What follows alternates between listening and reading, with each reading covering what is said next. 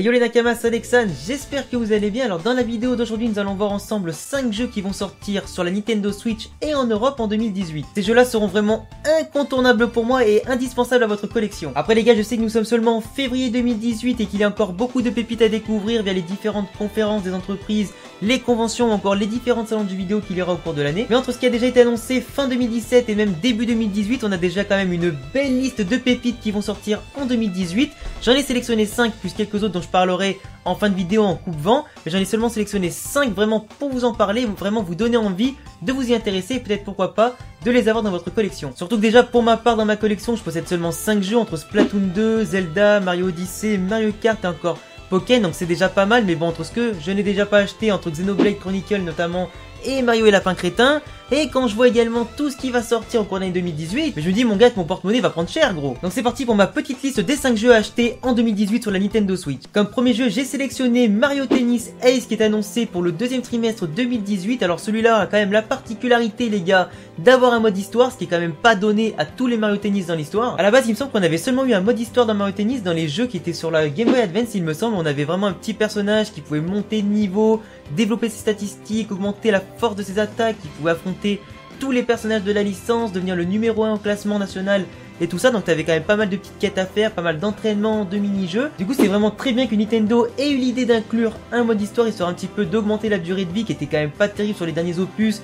entre seulement les petits tournois à faire avec les différentes règles et les mini-jeux juste en variant de personnages, c'était quand même pas bien ouf. Là ils ont promis plus de mini-jeux, davantage de personnages histoire un petit peu de varier le gameplay, varier un petit peu les possibilités, les attaques spéciales, un petit peu faire varier les matchs pour pas trop s'ennuyer. Donc si en plus ils ont conservé la nature RPG avec un personnage qui nous sera propre pour un petit peu le développer, monter un petit peu dans l'histoire, ou alors prendre un personnage connu et lui monter ses statistiques, ça pourrait être quand même plus qu'intéressant. Donc en tout cas pour avoir quasiment fait tous les Mario Tennis de l'histoire, j'attends vraiment celui-là avec impatience. J'ai coché le deuxième trimestre 2018 pour l'avoir Day One. Comme deuxième jeu que j'ai mis sur ma liste, bien sûr le jeu Pokémon Switch. Alors ce jeu a notamment été annoncé normalement pour fin 2018, début 2019, mais d'après les rumeurs on va quand même partir sur du fin 2018. Imaginez juste la possibilité les gars de découvrir une nouvelle région inédite avec un monde ouvert avec qui cachera plein de secrets et de lieux intéressants à découvrir, et notamment la 8ème génération de Pokémon qui devrait être introduite grâce à ce jeu là. Je pense qu'avec tout ça on sera déjà quand même bien parti pour avoir peut-être le futur meilleur jeu de la licence Pokémon dans toute son histoire. Tous les gars que d'après les rumeurs qui courent sur ce fameux Pokémon Switch qui sortira en 2018,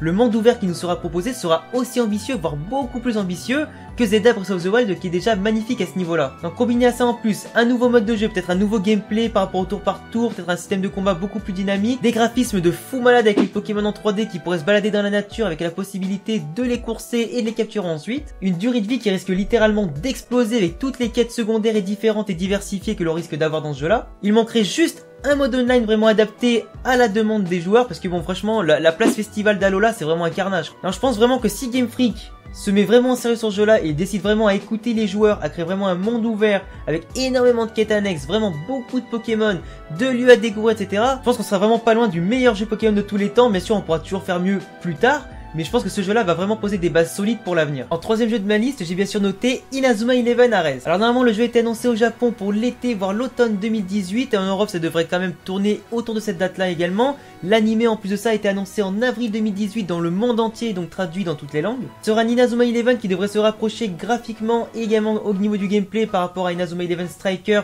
qui avait eu un succès mondial sur la Wii à l'époque. On aura donc un jeu beaucoup plus dynamique, beaucoup plus construit que les jeux sur la 3DS et qu'il y avait eu sur la Wii à l'époque. Donc on peut quand même se douter qu'on aura le droit peut-être à la version ultime des Inazuma Eleven actuellement. Surtout que le gameplay se voudra quand même ambitieux entre un mélange entre FIFA, Inazuma Eleven Striker et encore plus un aspect RPG qui sera beaucoup plus poussé qu'à l'accoutumée avec le système de la tactique, des attaques spéciales, des nouveaux joueurs qu'on devra recruter, des nouvelles équipes qu'on va devoir affronter également, voire peut-être manipuler via un mode arcade ou je ne sais quoi. On aura énormément de nouvelles équipes entre celles de l'anime qui vont débarquer avec la nouvelle saison d'Inazuma Eleven Ares, plus les anciennes saisons pour ceux qui ont suivi mes vidéos qui comprennent un petit peu comment fonctionne l'univers de Ares. On devrait normalement avoir un mode histoire qui retracera intégralement l'anime et l'histoire en général d'Inazuma Eleven Ares. En tout cas c'était les vœux vraiment de Level 5 de repartir du bon pied avec un nouveau jeu sur une nouvelle plateforme en plus qui va délaisser la 3DS, ce qui nous permettra sur la Switch et la PS4 de découvrir l'histoire intégralement. Par contre là les gars j'insiste vraiment sur un point très important, j'espère vraiment que Level 5 va inclure pour une fois